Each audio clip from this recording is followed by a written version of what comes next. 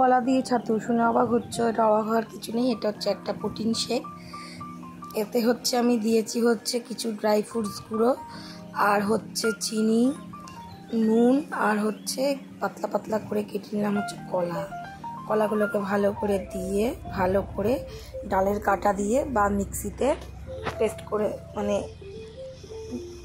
ঘেটে নেব।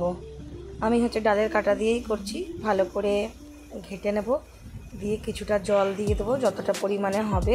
আমি 1 গ্লাস মতন বানাবো। চলো ভালো করে দিয়ে এই যে সব ঘুটে নিলাম। এবার দিয়ে দেবো হচ্ছে কিছুটা পরিমাণে ছাতু। কলাটাকে দিয়ে ভালো করে ঘুটে নিলাম, দিয়ে দিলাম হচ্ছে কিছুটা পরিমাণে ছাতুটা দিয়ে ভালো করে ঘুটে নেব। ব্যাস, তারপর সার্ভ করে দেবো। খেতে একটা দারুণ হয়েছিল।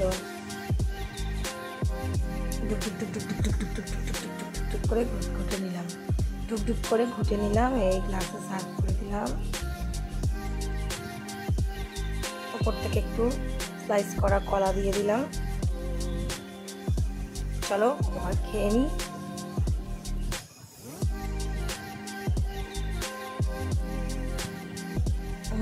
দারুণ হয়েছে খেতে। ভিডিও ভালো লাগলে লাইক করে দেবে।